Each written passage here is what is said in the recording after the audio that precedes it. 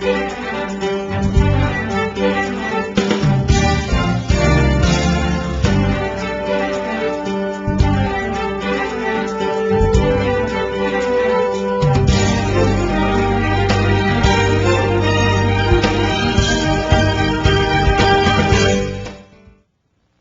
evening and welcome to the Transportation and Parking Commission meeting of Monday, October 27th. Item number 1, please. Item 1, regular business agenda. Item 1A, roll call. Commissioner Marabian? Here. Commissioner Sulayan? Here. Commissioner Weissman? Here. Commissioner Welch? And Chairperson Sahakian? Present. Next item, please. Item 1B, flag salute. Chairperson Sahakian. Please stand. Put your right hand over your heart and recite with me. I pledge allegiance to the flag of the United States of America and to the republic for which it stands, one nation, under God, indivisible, with liberty and justice for all.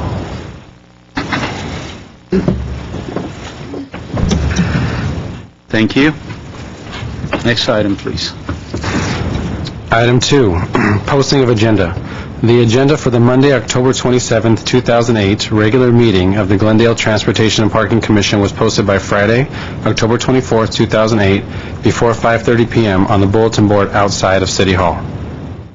Thank you. Item number 3. Item 3, approval of minutes. Item 3A, September 22nd, 2008 regular meeting, approval of minutes.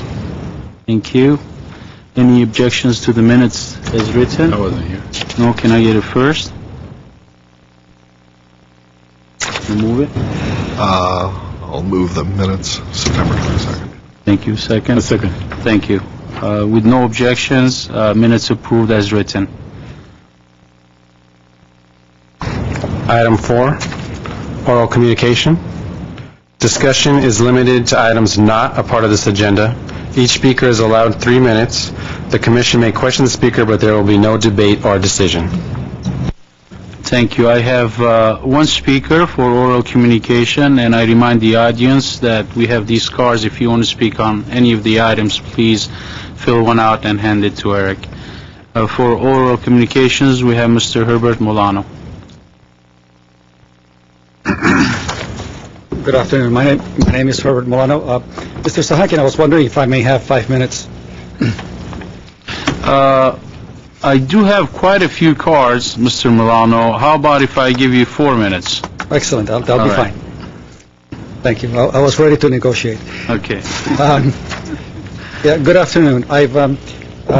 Commissioners and city staff, I'm here to make some recommendations in the hope that we can encourage the public to participate in an attempt to really bring a lot more people to these commissions and bring certain topics that we can expect for you to bring. And the reason why I bring this up is that I know that in prior years we had a lot of meetings that basically were canceled. And apparently the staff had mentioned to you there were no issues to discuss, or there was very little for you to bring up. So I brought up 12 issues that I would suggest for your consideration that I think that may encourage the public, if well informed, to come in and participate. Here are the 12 suggestions. That every month we come in with a particular topic. Here are the topics. One topic on focus on pedestrian collisions. That you get a police reports and have perhaps members of the police department come in and explain to you and identify the areas where most of the traffic pedestrian collisions tend to occur within the city, if there are any particular hotspots or trends that we can detect. Another month we could actually look at traffic collisions, not the pedestrian collisions, but the traffic collisions, the hotspots and intersections within the city, where we are finding trends, for example, and what we are doing with regard to reducing the number of collisions in those areas. 3, traffic congestion at main city thoroughfares. I, for example, find on Saturday mornings or on 11 a significant amount of traffic congestion on Glendale Avenue, as I'm coming southbound. is amazing. I cannot understand the reason, but it becomes incredibly slow and congested. And the other main thoroughfares that during the week at different times, it becomes unusually congested, and of course that impacts our quality of life. 4, congestion is due to pick-up and drop-off at school sites. I often drive by R.D. White Elementary School, and sometimes around 2:45, the traffic is backed up bumper to bumper all the way practically to Louise. So the same thing you find at Wilson Middle School, and the same problems occur at Glendale High School. And I think that they need to be addressed on a periodic basis to identify what it is that we're doing to reduce the significant traffic congestions that occur at that time. 5, average traffic speed at peak hours. You know, this is oftentimes information that is available to us from environmental impact reports and so forth, but I think that we should review continually to see how we're doing year to year. 6, environmental impact reports that are pending. How these particular projects that have been approved or are considered going to impact future traffic and parking needs. 7, mobility objectives. You know, what is the strategic plan and what was the mobility study suggested and how are we approaching it? 8, parking evaluation of city parking structures, over and underutilization. 9, parking evaluation of banquet halls, which has been, as you know, a significant problem throughout the city for those with insufficient parking. 10, neighborhoods at risk of low availability of street parking. 11, preferential parking districts in a review like you're doing today. And 12, major reports on community trends, commuting miles driven, large complexes, and basically major objectives to promote telecommuting, and a yearly report on the quality of life with regard to traffic and parking. Those are my suggestions, and it's my hope that here's plenty of information and plenty of activities for you to do and consider during the year. Thank you. Thank you.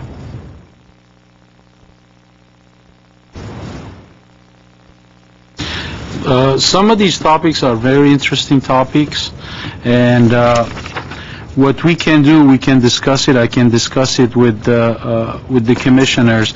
And what you're looking for is more of an educational type of a presentation to inform the public basically of the current status.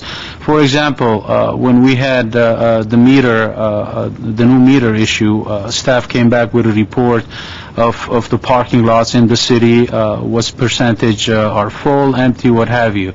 That's the type of report you're looking at? Yes, I'm looking at it more from the point of accountability. In other words, making staff accountable to the objectives and the strategic plans that we have, and a proper evaluation of it. For example, with the issue of the parking meters, that suggestion was made nearly 2 years ago during the mobility study with regard to the 2 things that I remember specifically. One of them was a feed that was uniform throughout the downtown area so that people wouldn't have to be looking for, you know, one place versus the other and running around the block looking for a less expensive parking spot. And also the execution of those recommendations. It is my opinion, not knowing their workload, that some of these initiatives take a significantly long period of time to get accomplished. And unless you come on a periodic basis to say, where are we with regard to this particular objective? Where is this other objective of the plan? And have staff come to you in an accountable way and let the public, it's an information process, to let the public that you are holding staff accountable to the overall objectives that have been set out months and sometimes years before. Thank you. Thank you. Any comments, commissioners? No, I like the top 5 recommendation. We can discuss this later. We can discuss it later. What I'd like staff to consider, maybe what we can do, Mr. Bagdanian, is put some topics together, including these, and then send out a mailer to all residents maybe in the city, and do a survey of what topics they like to hear. And accordingly, once the survey is done and we have a topic or two that we want to consider, maybe the department can put a report together and we'll have a presentation here. Eventually, maybe we can cover all topics, but I understand, the workload of staff, and I don't want to burden you with it, but some of these are interesting topics that will educate the public, and at the same time, will educate the commission, to tell you the truth, on some of the EIRs. We're not fully familiar with it because of the process right now. It goes to the planning commission, it stays there, it doesn't come to this commission. I'm not saying let's do all the EIRs, but maybe let's start with one that's an interesting and important one, and we can internally discuss that. Mr. Chairman, on a larger scope, a majority of these items, including some also very important ones, are all covered under the downtown mobility plan. Although that's really was focused on the downtown, but it has many applications citywide. So it was a joint effort between Planning, Public Works, and Redevelopment Agency staff. We have put together an implementation plan. You'll be seeing an update on the implementation plan. One of the components of the implementation plan was the parking, which was supposed to be completed in a part of the short range, which was 1 to 2 years. And we have delivered that component because it involves buying new technology, working with the merchants to develop the policies and getting their feedback and doing all the outreach. There's other components of the mobility plan that in general deals with parking in the downtown, which impacts the residents as well, because the business parking component does impact that. There is last week there was a presentation made to the City Council for in lieu fees and in general about parking as it relates to new development. That we're trying to schedule a meeting presentation to the Commission, because first we take it to City Council to get their buy-in in general about the ideas and the concepts that's in the mobility plan as it relates to in lieu fees, for example, parking exceptions, and so on. And then we will bring it to what we like to bring it to the joint meeting of the Commission, Transportation Parking Commission and the Planning Commission. So together you can hear what one side would basically regulates the parking requirement, the other side which deals with the parking problems afterwards, what your inputs are going to be. So we're working on that to make that presentation.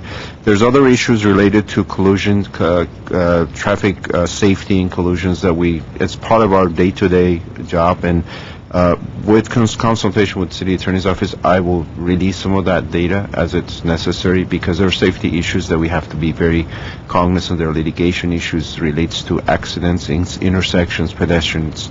And we'll be happy to bring those two. That's part of our day-to-day operations and so on. I have talked with planning regards to EIR, so we will put together an overview of what are the types of projects that are in the pipeline that we will bring to the Commission. Right now, things have slowed down for a number of reasons, but we will be happy to do that. But as far as the overall mobility plan, we'll provide you with an implementation schedule of all the different components. As they go forward, like the in lieu fee, it will come to the Commission. As it's developed, the policies develop and the details are developed. The parking, we brought it to the Commission. There's a number of other recommendations that was in the mobility plan. We will be happy to bring them to the Commission, which is along the line of what Mr. Milano is recommending and suggesting. But those are part of studies or schedules that are related to other departments that we're trying to bring them to the Commission. Can I recommend something? Out of these 12 points that Mr. Milano mentioned, you mentioned about the collision, you need to talk to the city attorney. If we can combine the pedestrian and traffic for one subject, if that can be presented to us. And the other one he mentioned about the congestion, if we can combine the congestion and the average speed subject that we can talk about to see what we can do, if we can recommend something. I mean, the congestion, I don't think we need to go to the city attorney. I mean, it would be a good subject for us to...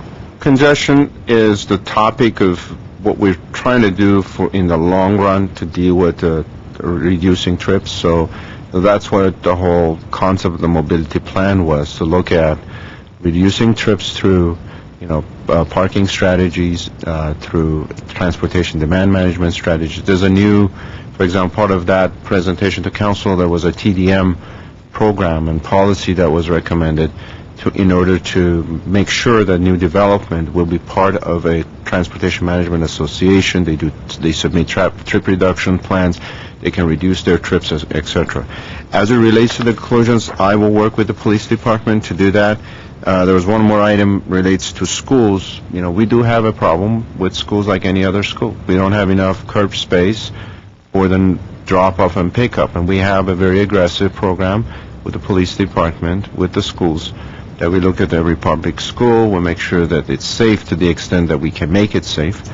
We have drop-off areas and so on. So some of those, we've looked at it for years and years. There are limitations, but I'll be happy to share those with the commission as to what we've done, what worked, what didn't work, and possibility of other alternatives. I mean, not necessarily. What I'm looking for, it's more of an educational, public outreach type of presentation, maybe at the commissions. Like you said, the school, we know there is a problem. The geometry of the streets can't be changed. There's a right-of-way issue, what have you. But with the existing conditions, what can we do to educate the public so we can further better the operations of the drop-off and pickup at the location? Another one that I would be interested in, what are we doing for telecommuting to reduce basically trips? What are the big companies such as Nestle in Glendale doing for their employees? Do they have a van pool system? Do they have telecommuting? Do they have a 410 schedule where you're off and you're working 4 days a week? Maybe a survey for that. So there are some interesting topics, not just informational. We should be able to teach the public, because I understand we might not get everybody in here, but it's televised, so people are listening and they're watching at home. Even the high ped accident crosswalk locations, maybe we can educate the public on the operation of these ped signals, and even if we better the accident record by 10-15%, that's a huge thing. So no problem. Sure. Okay. We'll work toward that. Question? yes. You can educate the parents to drop off in the school. Ask the school board members to do a meeting in the evening, like between 6 or 7 o'clock. They do their own. Absolutely, and these processes are already in place. I mean, I know staff work diligently on these issues. I mean, not too long ago we were up at the Chamalian School. We met with the director and what have you. But I think the step that's missing is educating the public. The school might be doing that, and I'm pretty sure they're doing that. But we need to be a little bit more involved in it as a commission. Okay, no problem. Thank you. Okay, with that, I don't have any more items on open oral communications, so I'm going to close open oral communications, and we're going to move on to the next item, item number 5. Item 5, action items. Item 5A, report on the request for a preferential parking program to be established on the 1500 block of Grandview Avenue between Kenneth Road and Bel Air Drive. 5A1, resolution approving petition by residents as follows. Establishment of a 2-hour 9 a.m. to 6 p.m. except by permit on the 1500 block of Grandview Avenue between Kenneth Road and Bel Air Drive. Thank you. Mr. Bagdanian? Mr. Chairman, members of the Transportation Parking Commission, before I get into this particular item, I just wanted to maybe briefly explain the preferential parking program, what it is, because we've received a number of calls today. As part of our process of when a resident or residents petition for a preferential parking on their street or on their block, we give them what we have a standard petition form. And we kind of go through the form, explaining, if they're asking for 2-hour parking except by permit, 5 days a week, 7 days a week, what are the issues that they have, and accordingly we recommend what type of restrictions they indicate on their petition, and that they need to circulate it to all the residents on the block, whether they are for or against that type of a restriction, that we need to get 75% of the residents who live on the block sign the petition.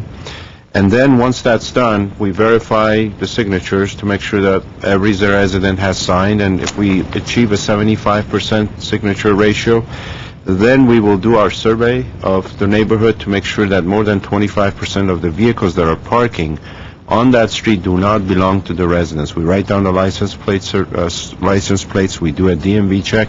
And if they do not live on that street, we consider them as people who are parking there. And then we regularly inspect it for a couple of days to see if there is a problem on the street, which we did on Grandview, we did on Rhodes End, we did on Madison. Those are the 3 streets that you're going to be considering tonight. And then once we achieve the 75%, meets all the requirements, as I said, the parking is more than 25% of parking on the street, and the petition has been signed by 75%. We bring it to Transportation Parking Commission. The commission, after receiving public input, you will recommend approval, and we go ahead and put the signs in. As part of this process also, once we have that, we notify all the residents on the street that this item is being considered by the commission, just in case people, were not aware of it, that they didn't receive the petition for whatever reason, so they are notified about that. Most of the time what happens is everybody has seen the petition, they're for it or against it, they go along with it, commission takes action on it.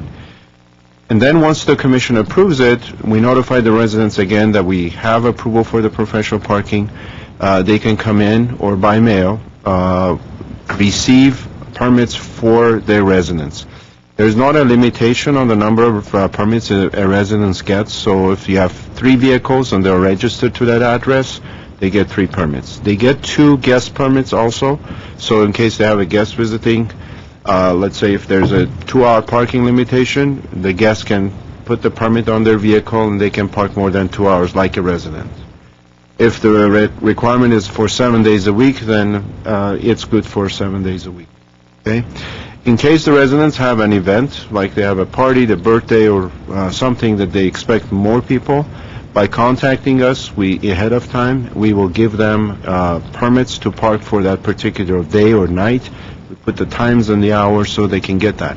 Even if we get the request on the day of the event, we accommodate them. So make sure that, in case they forgot about it, we accommodate them. So it's just a matter of coming and pick it up from our office, or if they do it way in advance, we mail them that. So these are the reasons I'm mentioning all these. There were some issues when we got the phone calls today from some of the residents.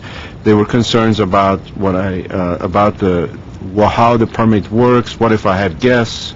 What happens if we have preferential parking, and if I have an event, I'm going to get more than 2 people coming to my house, so what happens? So this is the reason I'm kind of giving an overview of that. Well, just one question, John. When the petition is collected, obviously a member, a family is taking the lead that resides on the street. Do they have instructional pamphlets that they distribute while they're doing the petition? My concern is the people that called today, obviously they were not fully informed of the process, and they don't know the backdrops and how it's going to impact them. Do we give out a pamphlet that explains all this? We don't, no. We have not done that. That's one of the things we're going to look into, but essentially at least notifying the residents in this manner, even if it's after the fact, at least when we notify them about the commission meeting that, the petition you've signed, or if the commission takes this action, here's what are the things can happen, if it's positive or negative from their standpoint. Some residents they're not interested in buying a preferential permit parking. It's not mandatory. If they have a driveway that accommodates a couple of cars, they don't need to buy it. Some residents who have only one garage space and they have 4 vehicles, then they rely on street parking, and then they want the permit parking. Some residents don't want any parking on their street. They like the street to always be free and clear of any vehicle parking, so they don't want to have a preferential parking. So if you have multifamily residential in that area, that then all of a sudden cars are parking there on night. So really it's the preference of the residents. But I agree with you, I think that's a good addition that we have to add on, that when somebody picks up a petition, that they are asked to also give that information, so it's coming from the city, not from the individual resident, so there's no misrepresentation or confusion on behalf of that. With respect to this particular item on Kennett Road, I know you have a number of cards. We received, after we sent out the letters, we received a number of calls. Some of the residents who signed the petition, they were concerned. They don't want to have the preferential parking. on Grandview. They want to These are remove- people that they signed the They signed the petition, petition. but they had second thought after. They have second thoughts, or they've decided, or they've talked to their neighbors, they don't want to have that. If we take their names off of the petition, then falls below the 75% requirement. So what we are requesting the Transportation Parking Commission that the city will send them a letter, and they will also outline all the pros and cons. Not cons, but most of the time preferential parking is what residents want. Right. There are a few exceptions of some residents who don't think it's good for their neighborhood. That's fine. We do not implement it, or they don't have to buy the permit. So for Grandview, given that there is some concerns from the residents that they don't want, and then technically doesn't meet the 75% requirement, we'd like to recommend to the Transportation Parking Commission that we postpone this item. We send a letter to all the residents on Grandview, kind of give them an overview, and ask them if they are interested. They can check off a box, yes, I want preferential parking, no, I don't want preferential parking, or I'm neutral about it. We will then collect that. If we get the 75% requirement, we will reschedule it for the commission. If we don't, at least we know where the problems are. Maybe we can meet with some of the residents and deal with that. One of the things the commission has done in the past, when you've looked at one long block, sometimes the residents to the north of the block are not interested in preferential parking. The south of the block, they're interested. Sometimes residents on one side want preferential parking, the other side doesn't want it. The commission, with recommendation from staff, you have approved those kinds of situations. So at least create a balance. Some folks want it, some folks don't want it. You try to balance it. Then once the commission approves it, and traffic transportation administrator, according to our ordinance, we're able to expand it. So if, let's say, we implemented on one block, all of a sudden it expanded, the people who were parking on that block, taking away residential parking, they moved to the next block. If the next block brings in a petition, administratively we can approve that. Or we can start with half the block and see how it works, and then we can expand it to the other side of the block, or the other half of the block. So we try to accommodate the residents to the extent possible. The city really has never gone to residents and said, you need to have preferential parking. It's when they come to us and we do that. So with respect to Grandview, staff is recommending to the commission that we postpone it, and we send a letter in the form of a explanation letter and ask them, like a survey, if they want to have preferential parking. Based on the result of that, we will bring it back to the commission. If it's we don't get majority in interested 75%, then that item fails. We won't have preferential parking. But if it does get it, or we have some other solutions we can work for them, we will go ahead and do that, and then inform the commission. Bring it back. Another question that I have is the petition form. We don't have a petition form. Yes, we do. Right? We do. So they use the petition form. Yes, we mail them the petition, or they come by and we pick up a copy. But we just leave blanks in the petition form, which there's one copy in your staff report, where they fill in if they want the hours and the days, and they kind of give an explanation as to what the problem is that they're trying to resolve by preferential parking. Okay. Okay, given that because of the phone calls, it will fall behind, below the 75%. As of this moment, yes, Mr. Chairman. The only thing is, since we have had some residents here tonight, it will be beneficial to us and beneficial to the commission. At least we hear them. Oh, absolutely. Taking the time to Absolutely. come here. At least we hear what their concern is, whether they're for or against it. And then we'll go ahead, a commission can make a decision as to postpone it or for staff to... No, we will hear all the residents, and the only thing is that we will not take any action on the item until the petition is reviewed and redone, basically, so it meets the 75%. Okay, with that, I'm gonna... Quickly, Mr. Chair, quick question. Do the residents know this preferential parking is Monday to Friday, I believe, or Saturday? Yes. And it's a 2-hour, anybody can park for 2 hours without any permit? That's correct. Okay. They're aware of that. The petition form that was signed... After 6 p.m., anybody can park. Right. The petition that is signed or is circulated, basically it spells out what the restrictions are going to be. And in case of Grandview, currently has a 2-hour parking limit. Right. And if it's converted to 2-hour except by permit, in that case, the residents who obtain a permit, they can park beyond the 2 hour. The ones who don't get the permit, they can still park for 2 hours. They can park in their driveways. If they have guests who come in, if they obtain a permit, they can give guest permits to their guests. If they don't obtain a permit, they want their guests to park in their driveway, then they can do the same. It's really the technicality of we don't have the 75% signature right now because of the people who said remove our name. Okay. Okay, thank you. Okay, I'm going to start with the speakers. First speaker, Mitsuo Ohara.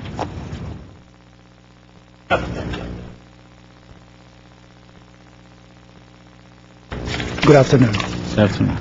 My name is Mitsuo Ohara. I'm from 1551 Grandview Avenue, right next to the 1550 Grandview.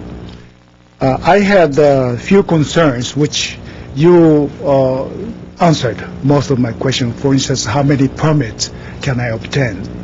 But because it was not clear, I asked for the time to speak. But since it's been answered, most of my questions, I'd like to waive the rest of my time. Thank you. Thank you. Sorry, I have a quick We do question. have a question, Mr. Ohara. Were you one of the person who contacted the staff? No, against this is it? the first time I'm here.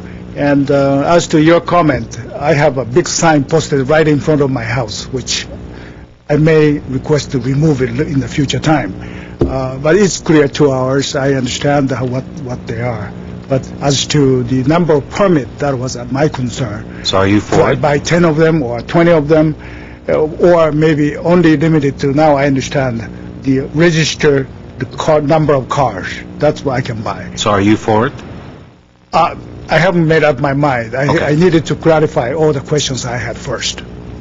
Thank you. And it's a good idea that I will receive in letter form the petitions so that I will understand more in detail.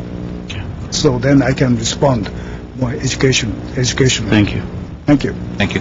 And Commissioner Sulayan, I don't wish to find out who is for it, who's not for it in public. Next speaker is Mr. Jarvis, Steve Jarvis.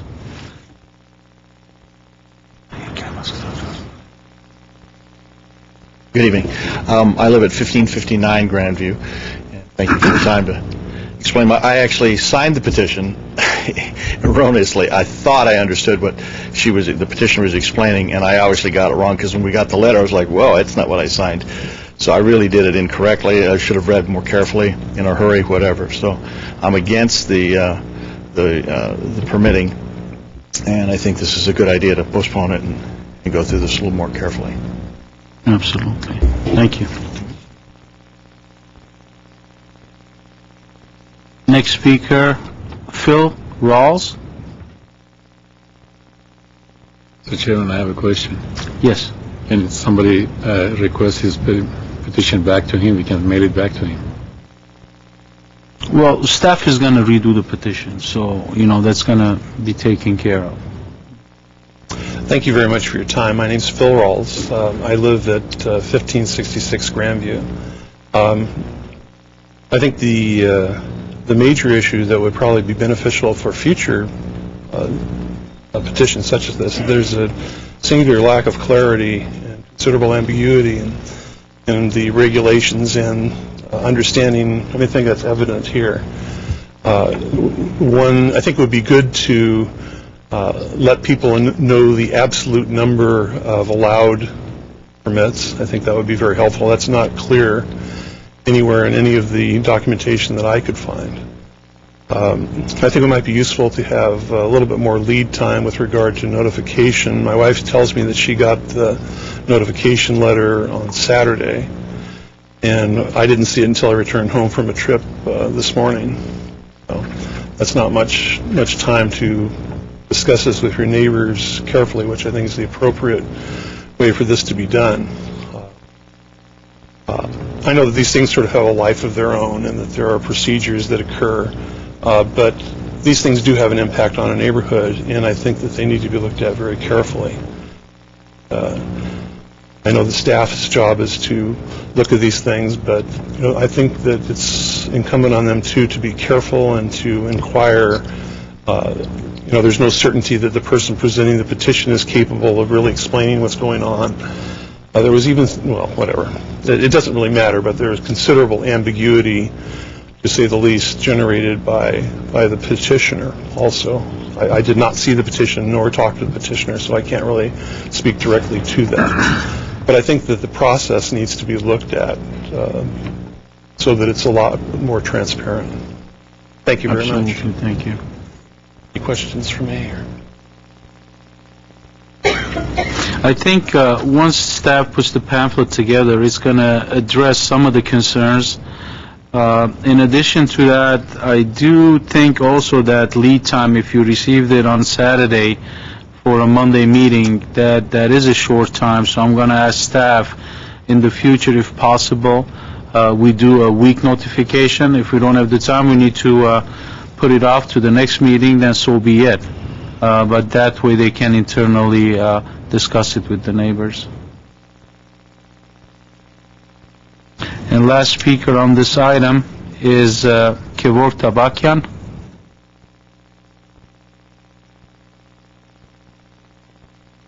I live 1537 Grandview. Can you please state your name? Kevor Tabakyan, Thank you. 1537 Grandview. I am agree with this permit situation.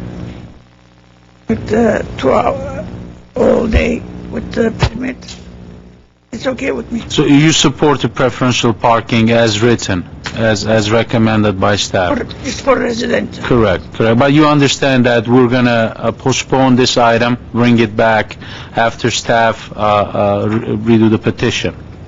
No problem. Thank you. Let me ask Thank you you a for question. coming. Yes, we have a How many question. cars do you have, Mr. Galakian? We live 3 people, me and my wife and my son, 3 cars. Yes. We have a specific cars anyhow for parking. We don't need a, but for the future, you never know. Okay. Thank you. Thank you. Thank you. I'm just curious, Mr. Jano, what's the main reason that the residents on Grandview wanted preferential parking to begin with? They stated that there's, Grandview is close to the Kennett Village. Right. And there is, when we did our survey, more than 25% of the vehicles that were parking there belong to businesses in the area. They were not residents of that street. Now, potentially they can park, technically they can park for 2 hours, but they've parked more than 2 hours. So there are some residents who need to have more parking on the street. That's how some of the communications or the phone calls we received or the petitioner mentioned that there are more vehicles that they can accommodate in their driveway. And so as a result, if they park on the street, they can only park for 2 hours, then they have to move their car. If they have guests who come in, visit them, and they want to park more than 2 hours, then they're limited to the 2-hour parking. They have to park on the next block, which, if it doesn't have a 2-hour parking limitation. And so there's an inconvenience factor really with this issue here. In most cases, there is no time limits on the street, so businesses and the area employees are parking on the street, so that's why we put in preferential parking. In cases where there is not enough off-street parking for the businesses in the area, then we put out a 2-hour parking limitation, at least allow the business employees or their customers to park for 2 hours, and then, they have to move their car. So it's really been an inconvenience factor for some of the residents, the ones that have called us and they were in favor of the preferential parking. But there's some that either they completely didn't understand the requirements or they were against it. So that's why I think it's best we recirculate the petition in the form of a letter. Although the petition does state, what are the reasons for the preferential parking, we want them to state it. It does say that we understand that if approved, residents will be able to purchase annual permits for $6 per vehicle to park on their street. So, but I think it's better for us to, send that information out again if they're in favor of it. Or if, as I said, only one-third or half the block is in favor of it, we can accommodate them as well, so that there's a balance. It's up to the residents in that case. Thank you. The reminder, Chairman, usually about 3 to 4 times a year there's a festival going on that neighborhood. And people coming in the park for 4 or 5 hours. Do you have to have any exception for that one?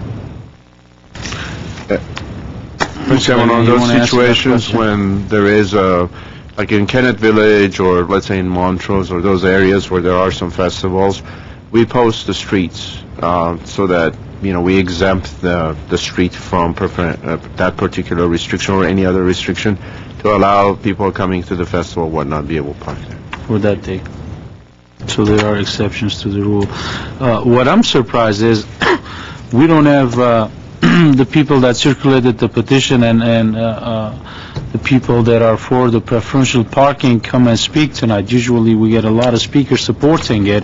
Were they notified that we're going to be postponing it? Mr. Chairman, we contact them to make sure that they're here, but due to some unexpected illness of some sort, the gentleman who circulated the petition, he wasn't ill, but he had to be out of town, and the family who started the petition, they just couldn't be here.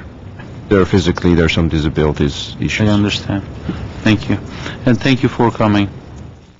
We're going to move on to the next item, and that's item number 5B. Mr. Chairman, before we go there, again, so we will send out a letter Yes. with all the explanation information to all the residents so they're aware of it. We'll give them enough time to look it over. If they want to meet or they want us to come out, we will do that. And then if there's a consensus among them, we'll go ahead with whatever that consensus is. And I'd like to keep the 1 week notification. We will do that. Yeah, thank you. Gentleman has another question. I never even received a petition. I knew nothing about it until receiving this letter. Can you please come to the podium and state your name? Sorry, I didn't fill out it. It's okay. We'll take you. We can My come name out. is Adrian After the fact. Gregorian. I live at 1524. Never received a petition. The first I ever heard about this is the letter I received on Saturday. That's why I'm here. So nobody knocked at your door asking you to sign the petition? No. Okay. Mr. Chairman, again, it's the petitioner, if they didn't do that. That's It's not staff who unfortunately circulates the petition. The petitioner lives on the block, Ah, and they're the ones... one of the residents. Okay. Yes, it's one of the residents. Okay. But this time around, it's going to be different. Okay. Yes. One brief Yes. piece of information. I'm a believer in the adage, if it ain't broke, don't fix it. And there really are no significant problems on Grandview. I'm sure, the survey was taken midday, perhaps on Saturday. There probably might have reached that 25% for cars, people shopping in Kenneth Village. Of course, I think that means you ought to survey the people in Kenneth Village as well. The merchants may have something pertinent to say about that.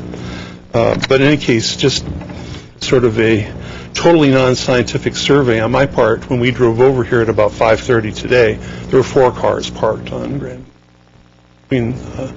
between Kenneth Road and Bel Air. Thank you. More of a problem with the village. Well, there's a study process. Staff will follow the criteria. We need to meet 75%, otherwise the whole thing is down the drain. We're not going to even consider it. If it does, then we're going to go ahead and staff, like they said, they go out there a couple of days, they do spot checks once in a while to ensure that the study is accurate. And this parking restriction is up to 5 o'clock p.m. After 5 p.m., you can park. So the issue is about 9 to 5. During business hours, During basically. business hours. 6, I think. But that doesn't, you're right. I mean, but in general, this is not much of an issue, if any. Even during... I don't know about the specifics of the petitioner, but perhaps you can make a special accommodation for them. Thank you very much. Thank you. Thank you for coming. One question, Mr. Bagdanian. The businesses don't get petitioned, obviously.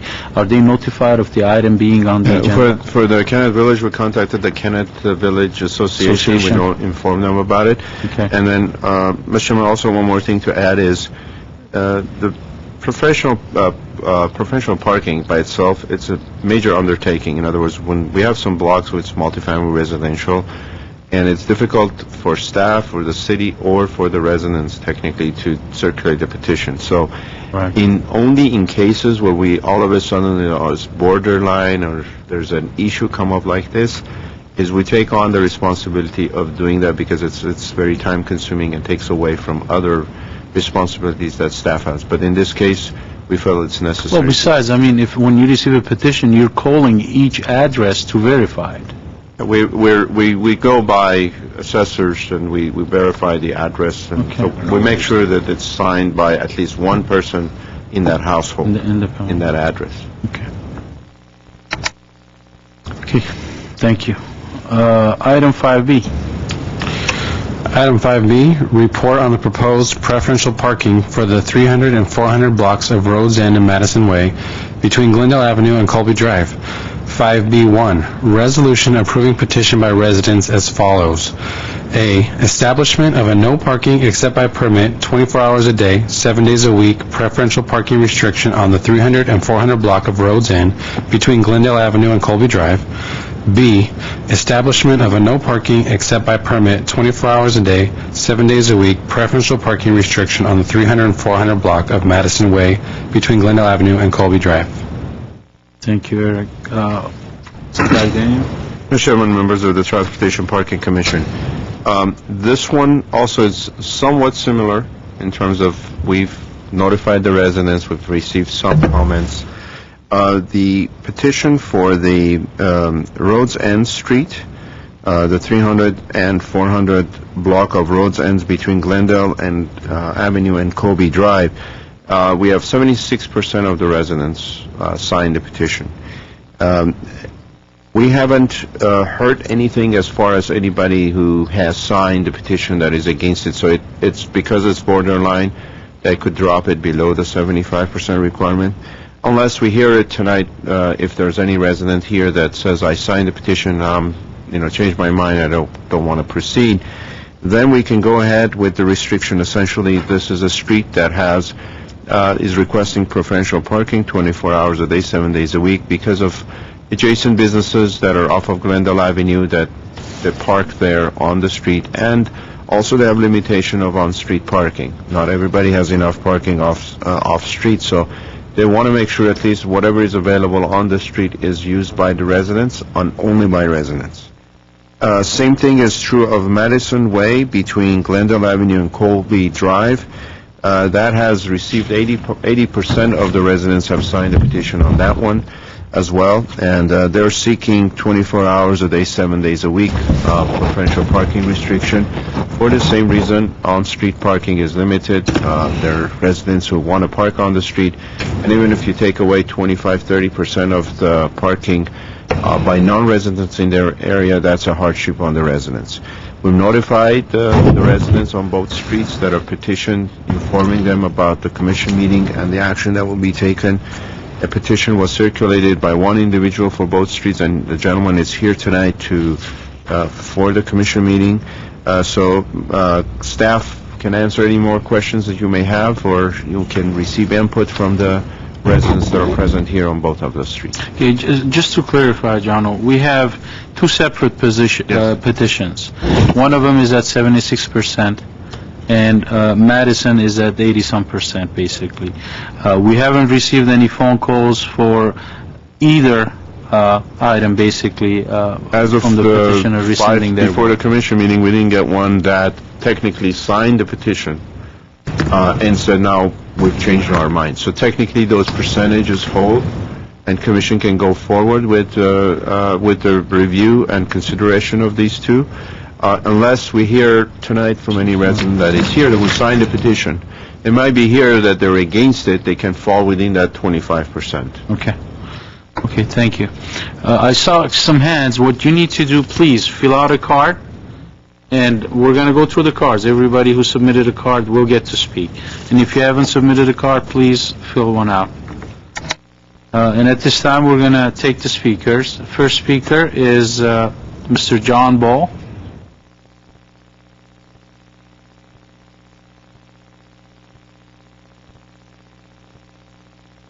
Good evening. Good evening. Actually, I'm the spokesperson for Madison and Rhodes End. I disagree with Rhodes End. I believe it's higher than 76%.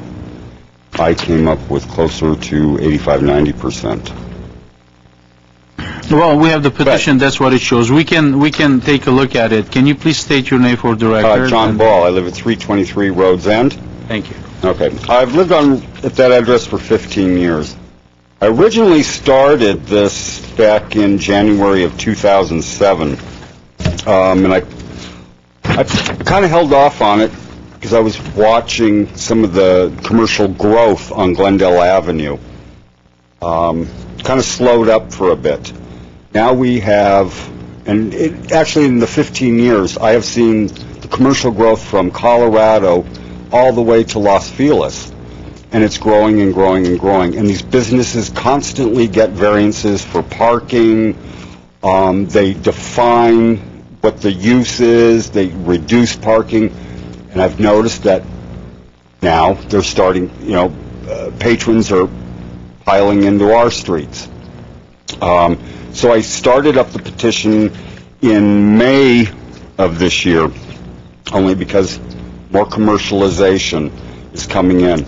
We have another problem at 1500 Glendale Avenue, which more commercialization, which I'm against that project, and they're redefining the use of it, so they're reducing the parking. So we're in a really unique little area. We just have the couple of streets that go in and connect at the top of the hill and come out. We have Brand Boulevard, businesses parking on our street. The Chevrolet dealer, they have no parking for their employees, so they come and park on Rhodes End.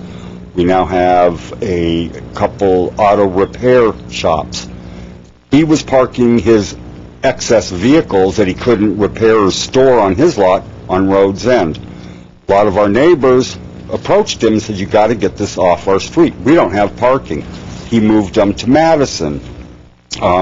We have been on with city parking constantly, and they just recently started towing cars from this auto repair. And I was like, good, wait till your customers find out, your car's gone, but where are we supposed to park? And it's just getting worse and worse. And as far, because of the more commercialization going south on Glendale Avenue, which I am totally opposed any further south than Los Feliz. I had gone to every resident that would answer their door to me. I did not skip anyone. I spoke to everyone regarding it. Everyone said, please, it's difficult. We really have a problem. And Madison is pretty much one-sided parking, where Rhodes End is two-sided for the first three residents, and then it's one-sided, and it narrows down to really where you can only get one car through if we have parking. Where I live, I don't have a driveway, a garage, or any other place to park, although we did put ask for a permit to put one in, and were turned down 12 years ago for it. But everybody I spoke to on the streets were like, on those two streets were like, please, we need to do it because so many of the businesses are coming in, and we find cars, we don't know where they're from. We have had cars, and we call parking, and they'll tag them, and they find out that they're from here, there, or wherever, but you still have to go through the process, waiting 3 or 4 days, and then they finally, you have to get them removed.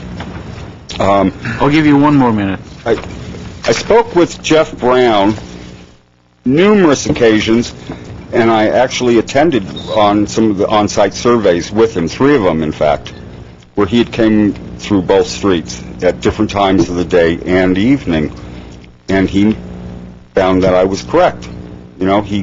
He tagged the cars, he tracked them, and he could see, the pattern. And he's like, you guys are right. He goes, you're getting all the business traffic in your residential neighborhood. and you don't have the parking. It's single-sided. You know, a lot of places just don't have the, driveways. But I still disagree. I think I got 85%. Well, if we don't get any objections, we're going to move the item anyway. We're going to take a vote on it. Yeah. If we do, then I'm going to ask staff to verify the petition and see what's the percentage. Right. But and like Mr. Brown said, it's a very unique own little spot in South Glendale. There's just a couple of streets that come off of Glendale Avenue. It's where Los Feliz dead ends, and if you cross over Glendale, it becomes Road's End. And for the first 3 residents, it's double. Then it goes down to just a single. And we understand. The whole area was not designed to handle the growth that we're getting. It's impossible, and it's understood. And also, one other thing, and I'll quit, is also looking at it as a safety. We've had several break-ins. We don't get a lot of patrol in South Glendale as much as we'd like. We're getting out of subject, Mr. Ball.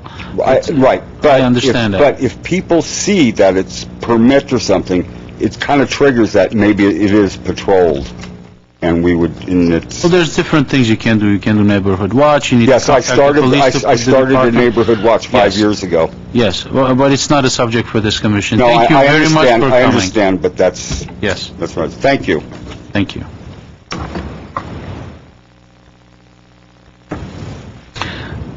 Next speaker, 2 speakers on 1 card, Maria and Christina Olivares, I believe. Hi, good evening. Good evening. My mother's name is Maria. She's too shy to come up, but my name is Christina Olivares, and I live at 410 Roads End. The reason why I'm here is because, unlike the gentleman that just was here, our family did not get approached. We did not know about the petition until just recently when I asked one of my neighbors about it. And she was she was against it, but she was not quite sure about the clarifications of it, of what was going to be affected.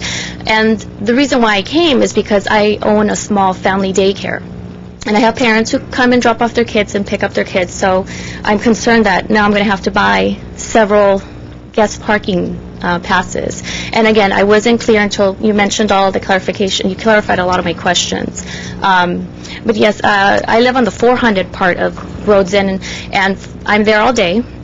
There's always parking space available. I do recognize that there is a lot of congestion at the 300 part of Roads End. I always have noticed that, especially in the evening.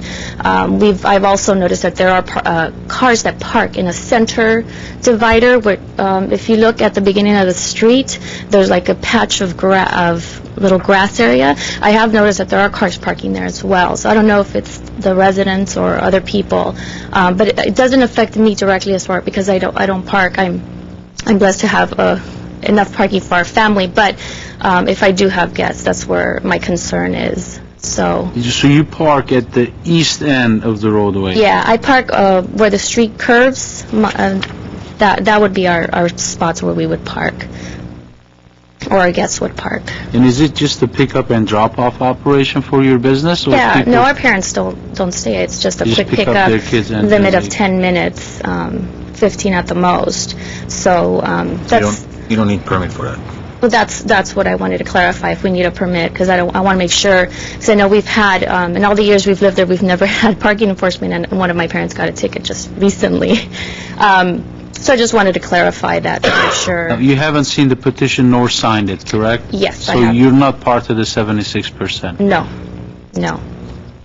Point well taken. Yes, thank you. Next speaker, Bonnie Davis.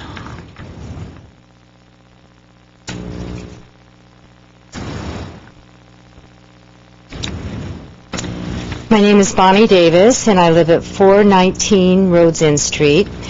And to address your comment about no one had changed their vote one way or the other, This is a letter from one of my neighbors who had signed the petition, and I talked with Jeff today and faxed this to him, and they've changed their vote.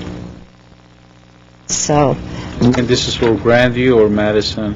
It's, Rhodes End. I'm sorry, Rhodes End. Rhodes End. Rhodes End. Thank you very much for clarifying what this really means, because no one explained that to me or anything. It was just, here's a petition to sign for no more parking, restricted parking on the street. So I really appreciate your explanation at the beginning, because it clarifies a lot of my questions. But I do have a couple of questions.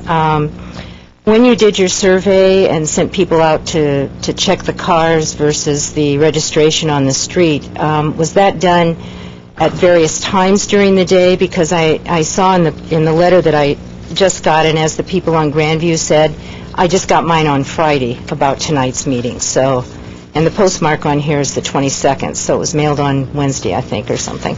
But at any rate, I noticed that it said that it's a 24/7 restriction that we're going to be, or you're going to be voting on. Was the survey done in the middle of the night to see where cars were? Or I don't understand why it's 24/7, I guess is my question, number one. And what percentage of cars were on the street that actually did not belong there? I drive up and down that street several times a day, and I have days during the week that I'm home doing errands and so forth, and I really, in 10 years, have never seen where the street is full of parking. And even tonight, coming here at 5:45, there were 11 parking spaces on our street, and there aren't 11 residents here, for sure. So, and this morning when I left and went to the office at 8:45, there were 8 parking spaces. And that's not just in the 400 block, but also in the 300 block.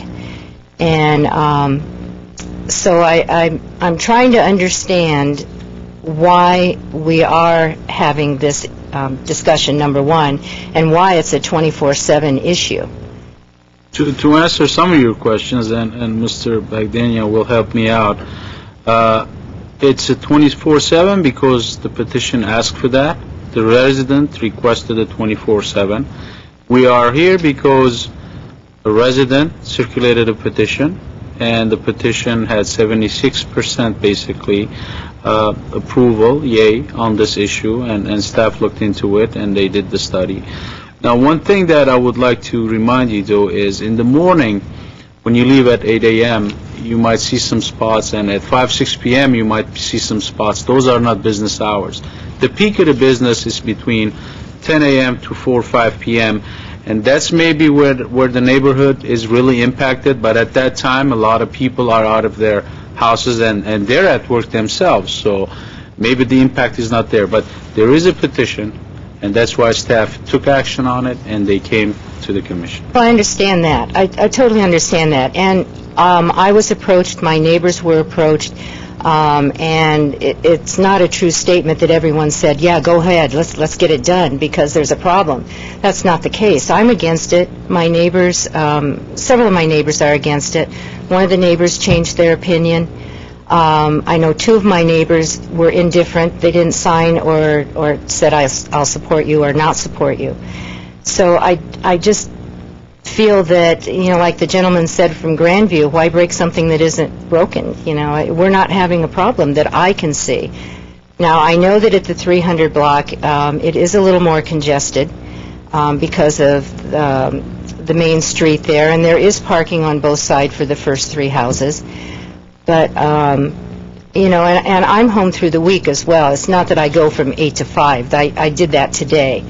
But since this petition went around, a month ago or 6 weeks ago or whenever it was, I've been trying to really watch the street and see if there is parking, not only at my end, but at the 300 end too. And I honestly can tell you that I have not observed that it has been totally booked solid with cars. There's always been 1, 2, 3, 4 spaces, even at the west end of the street. I thank you for your time. Thank you. Mr. Bagdanian, you have... Chairman, your comments were well taken as far as the what we reacted to was the petition. Just to add to that Jeff already reduced the number of signatures. We had 18 signatures. When we received the same letter that this lady just presented to us, we reduced it. So that's why we're at 76% instead of 82%. So we already reduced it, but still met the threshold of 75%. And as our experiences with professional parking, not everybody agrees on the block, but the majority, that's why we set the percentage for recommending approval is high at 75, not at 50%. So we make sure that majority of folks that are on the street are agreeable to that type of restriction. Just for curiosity, Mr. Chano, how many homes on Rose Street? 23. I count 22. 23 homes. 23? Yes, 23 homes that are on. And 18 said yes. 18 said right, but then one of them, based on the letter that we received, which was referred, we reduced it, so it's 17. 76. You already took that out. Yes. Okay. So it still meets the close to, very close to the approval.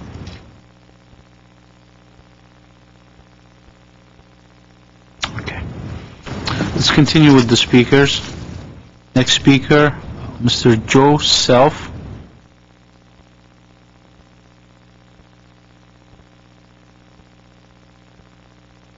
Hi, good evening. My name is Joseph. I am in the 300 block of Rhodes End Street, so I'm right there near where the intersection of Los Feliz and Glendale Avenue is. So, yes, we do have a problem with parking on that part of the street.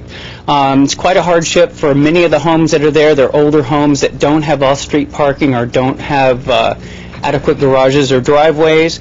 Also, parking on our street, for the most part, is one side, except for the first part of the 300 block, which is what Christina was pointing out over here, where you saw that median in the middle of the street. We have quite a few businesses that are right there in our area. We have a stereo installation business that has routinely parked extra vehicles there. They install for a lot of commercial businesses, park their vehicles on that block.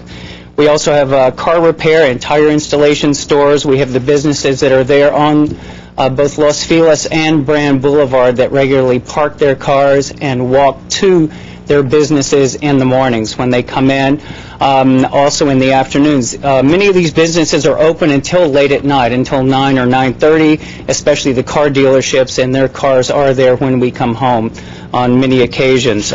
We also have cars that we have reported as abandoned on that street. We do call those in on a regular basis, but I think if you check the police records, you'll see that it has also become kind of a dumping ground there. So I'm for it. I urge you to support it and hope that our 76% will hold, and that the survey that was done that shows that we have at times 50% of the cars on that street are not residents will convince you to support this. Thank you. Thank you. One question, Mr. Self. Yes. I understand that the 300 block is parked solidly. You have businesses parking there. But have you had the chance to drive the whole street, the 300 and 400 block, to see if there's spaces available at the far end, at the 400 block? I get up there occasionally when I walk my dog. Typically, I walk up and down Glendale Avenue. On the 400 block, I'm not as familiar with it, but I do know that they only have parking on one side of the street, and it is limited. There's quite a few red curbs, too, on our street. Because of the roadway width. Mm-hmm. It becomes quite narrow as you head up to the other end. Any questions? Thank you. Thank you.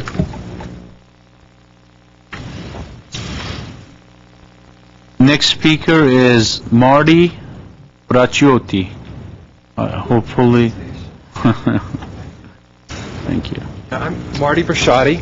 I live at 318 Rhodes End, and I'm not going to reiterate some of the good things that the people have already said. We do live in a very small neighborhood. It's very quaint. Unfortunately, it was designed in the 20s. And it's on the end of at the edge of Los Feliz and Glendale, which is an incredibly busy commercial zone. By the way, the letter that was in question was sent on the 20th, and we received our version on Tuesday, the 21st. Yes, I'd like to get a further advance notice, but the phone number for Mr. Brown is listed on this. If anybody had a question, they could call. I did this morning, in case I wasn't sure I was going to be able to get here, and I called Mr. Brown and talked to him. It was very easy to do. One of the things, if I could...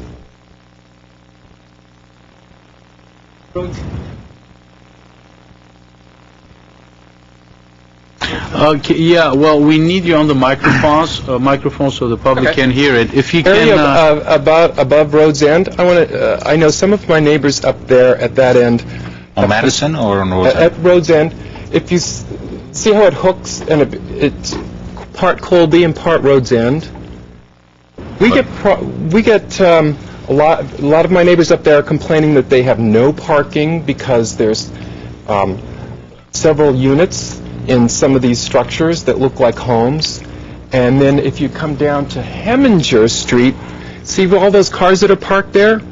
That's a rehab center, and even though they have parking that's made available to them on Mission, which is even one street further, it's easier to just park up Colby and Road's End and clog our streets, and they even come around and bug us at the bottom of Road's End, that bigger mouth that you see at the bottom. When I have the Glendale's parking number on my speed dial because we have so many cars that are left. Unfortunately, they can't get out immediately, and when they do, they have to mark the cars for 3 days. So cars can be there for weeks at a time. I've seen cars where the airbags have been deployed and they were just left there. That makes our neighborhood look like a ghetto, and it encourages crime and vandalism and encourages people to dump in our neighborhood. And yes, we do have times when you could throw a bowling ball down Road's End and there's no cars.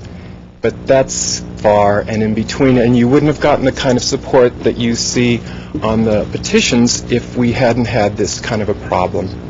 Thank you for your time. Do you have any questions? Thank you. The last speaker on this item, Margarita Padron. She just left? Oh, she just left. Oh, she's here. Hello. Good evening. My name is Margarita Padron. I hope you understand my English.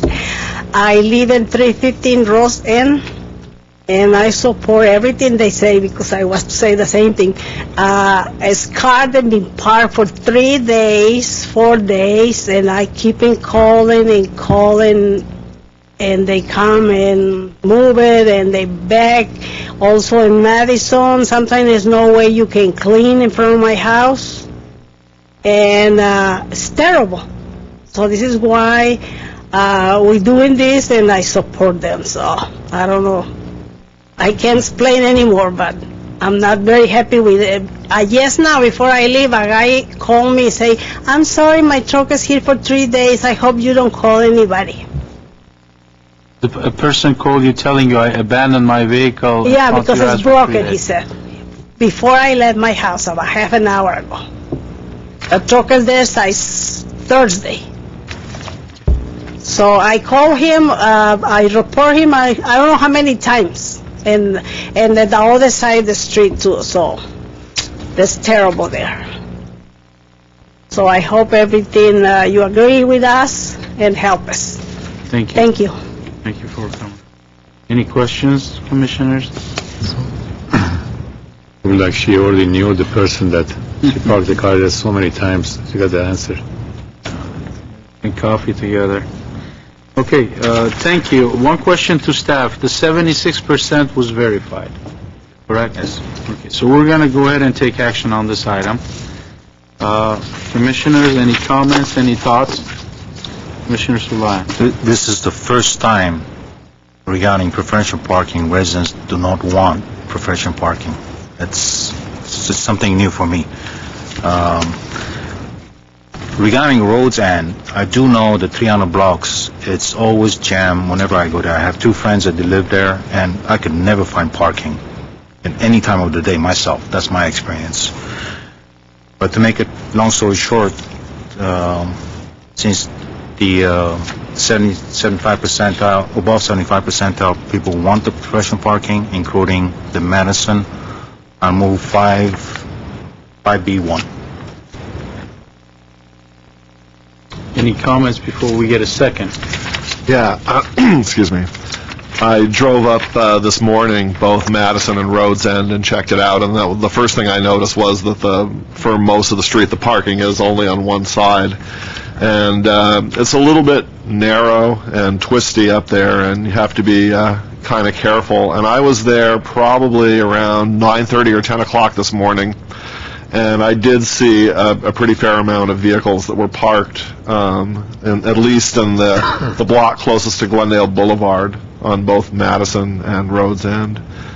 And given that we have met the requirement for the for verified signatures on the petition, I think I'm prepared to support this at this time.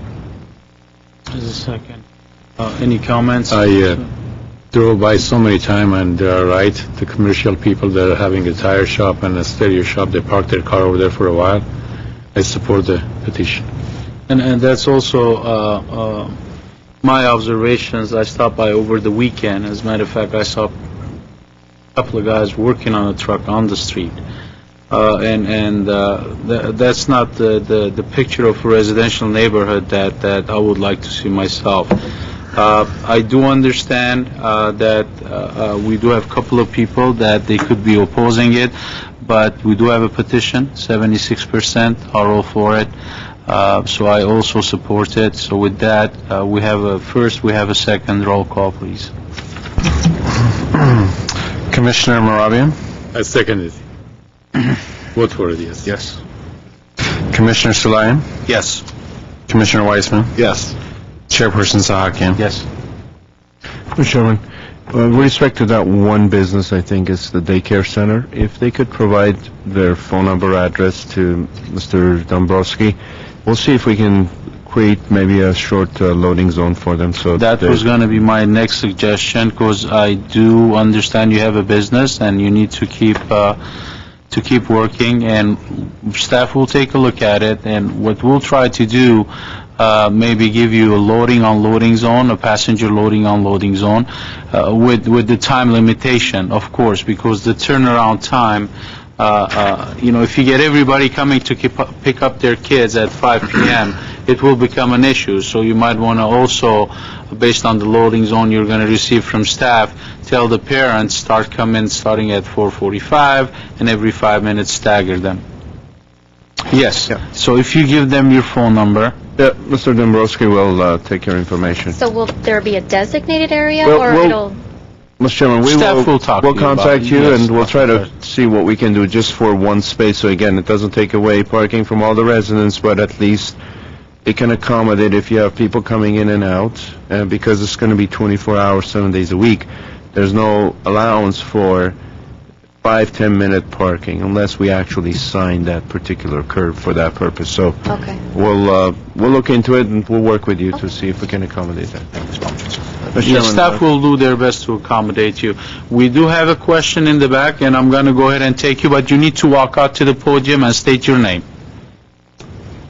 My name is Marty Brashadi. As far as the drop-off zone, if you could just make it effective during daylight hours, we are desperately in need of all the parking we can get. No, this will be only during what we have nearing school We hours. don't take care of kids Oh, after 5. good. They're closed. Yeah, well, Yeah, for 7 or... During regular business hours. There's one more question. Just one more question. You got the question. Please come to the podium again and state your name.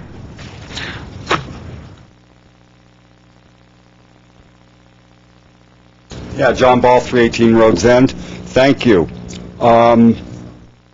Yes, when you're going around with a petition and you ask the city for help, I wasn't given much information. I did have a lot of questions. How does it work? How much is it? I put in numerous calls to Jeff Brown, asking questions, because a lot of these people, we want it, but what is it? But if you do get somebody else asking for it, if if you could kind of like get a package together, and say, this is what it costs, what Glendale wants. I assure you, if there are people with questions, they will be able to talk to a staff member, and they will get their questions answered. That's the bottom line. But like I said, I've spoken to Jeff Brown 100 times, and I tried to get, but wasn't always, We will talk to staff and we'll look into that. All right, and thank you very much. Sure.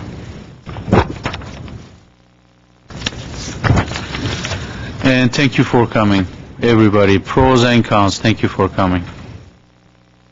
And with that, I think next item is item number 6.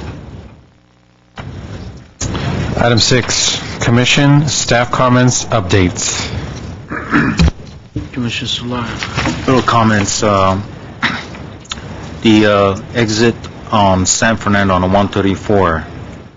I'm just finding that I just want to make a comment. They put a traffic signal that has been absent for the last 5 or 6 years, but it's not working, so I don't know. I'm sure it's going to work sooner or later. But I'm curious what they're doing on San Fernando right next to the freeway. Are they expanding the lines? They're doing some construction work from San Fernando to the, I believe, not even Doran, right next to the entrance of the freeway.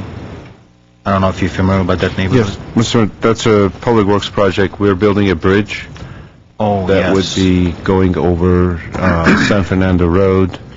On Fairmont, they will, once you exit 134 freeway, the westbound off-ramp exit at San Fernando, there will be a bridge that will essentially take off from that point, and it will go over the San Fernando Road, over the railroad tracks, and it will go around the Glendale Grayson Power Plant, and then we'll connect to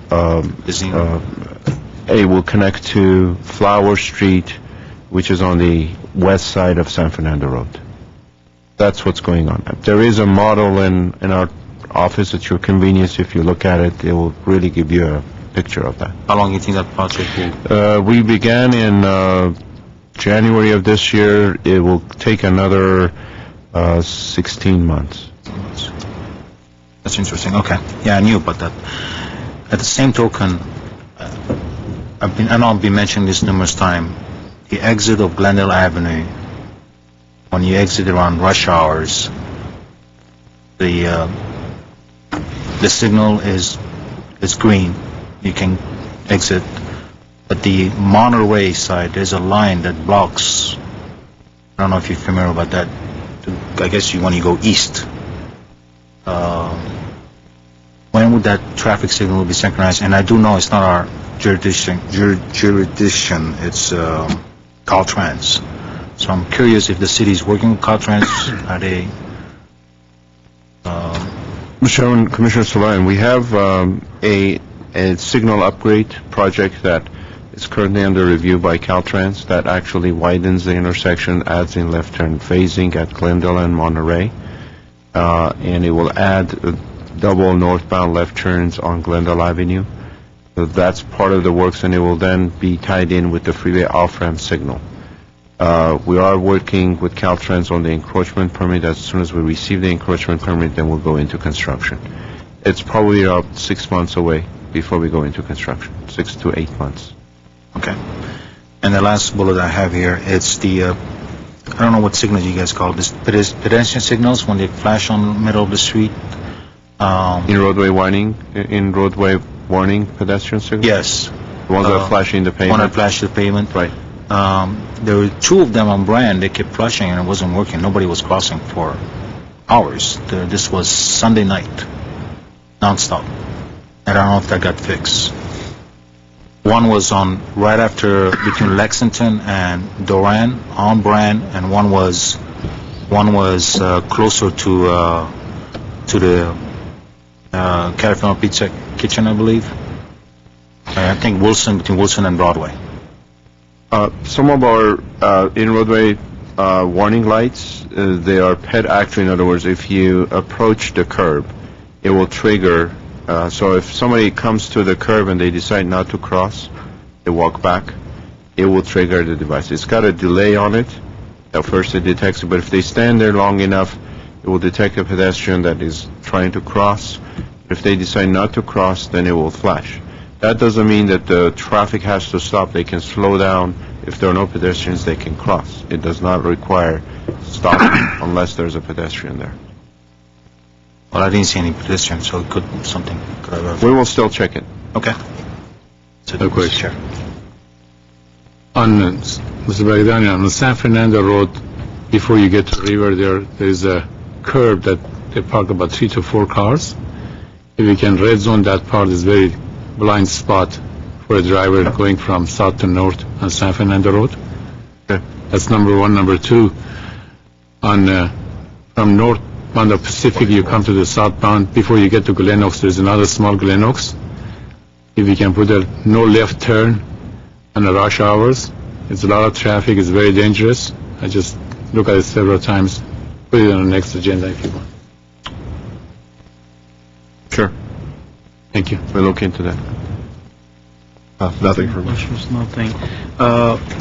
Going back to what you brought up, Commissioner Sulayan, I did talk to John on one incident where we had flashing signals at Glendale and the two off-ramp. They were non-operational. They were flashing red operation, basically a malfunction at 8 p.m. and following morning at 8 a.m. it was still flashing. So the response time to fix it was an issue for me, and John will acknowledge that, and they're looking into it too. Some cities, they subcontract their signal services, but on a major like that, I understand a minor intersection, but on a major like that, response time should be better. Not to say that, you know, these signals were malfunctioning or functioning properly. One concern that I had when we had the motorcycle incident on the 2 North, which shut down the freeway, there was no incident management whatsoever, and I know that our department was probably caught in the middle trying to do something about it, but their hands were tied and probably frustrated. It's more of a law enforcement issue, but if law enforcement doesn't communicate and work hand in hand with transportation, then nothing's going to happen. I was on an incident management team for the state. It was approximately 4 years ago. There was an ad hoc committee, and unfortunately I have not seen the results of the meetings we've had and the discussions we've had. It's not a secret, the whole area was a mess. Nothing was moving. And I didn't see any incident management off the freeway, on the side streets, by law enforcement. And we don't have traffic officers like some of the other big cities do. But in an incident like that, and I'm not sure what was the response of the department, I would deploy traffic engineers to the surrounding to see what could be done. People were lost. I know a doctor who called me, it took him approximately an hour, 45 minutes to make it from Gould and Foothill down to Glendale. So that's something that, John, I don't know, what you can initiate, but maybe we can bring the law enforcement agencies together, have a meeting with them to see what can we do as far as incident management when a freeway shuts down like that. When we had the fires, and I was involved with that, the Cessnon and Merrick fires, it was somewhat similar. It was an emergency closure of the 2 North to the 210. It was done by CHP on the spot, and the initial operational period of the response, I understand. The first 6 hours, it needs to be done. That's the bottom line. But once Caltrans kicks in, then we need to start popping up changeable message signs and put some detour signs to guide the detour traffic, basically, around these closures. And that wasn't in place either. So that's something that I would like to raise, and maybe, I can assist, and we can. I'm ready to meet with you guys and then discuss it. I wanted to discuss next month's meeting. I know it's around Thanksgiving, and November 27th is the Thursday, and the 24th is the Monday, when we're supposed to have the meeting. And I wanted to see if everybody was going to be in town, because historically, I think that's one meeting we postpone, isn't it? Yes, Mr. Chairman, and we're working on a Type C item. If we can get all the information, because usually we take the November meeting and we dedicate it to taxi issues, non-emergency vehicle issues. We're working on if we get all the information, we'll check with you to see if we can move the meeting up, say potentially to the 17th. And then, because we also have a holiday before that on the 11th also. So 17 might be the date, or instead have a early meeting in December instead of that. Okay. So we're working on it. We'll check with your calendars, and then based on information that comes for the taxi applications, we will schedule the meeting. Okay, that is great. Okay, with that, I think the commissioners and I'm done. Any comments from staff? No, Mr. Chairman, the only thing I can say that the recommendation from TPC for the parking rates hours was approved by the city council. It went to council on ordinance modifications were done. Council will tomorrow night adopt the fee resolution. That was the rates, and that went very well. We had good response from the merchants, so we're proceeding. We're hoping that by the end of November we'll have all the pay stations, the multi-space meters in place. We're doing outreach and preparing signage and so on, so forth. So thank you for the Commission's recommendation on that subject. Okay. One more thing that come to mind, Jano, is on the city's website. I haven't really researched the preferential parking. Is there anything on the website that describes preferential parking procedures and criteria? I think there is. I'll double check with that, but we do have a write-up about what is preferential parking and everything, and we will put that into form of a small pamphlet and have that circulated by the petitioners, or if we're going to send it out to residents. Okay, maybe it needs an update, because I'll research it tonight also myself. Okay, great, thank you so much, and with that, next item. Item 7, adjournment. Adjourned. Move to adjourn. Thank you.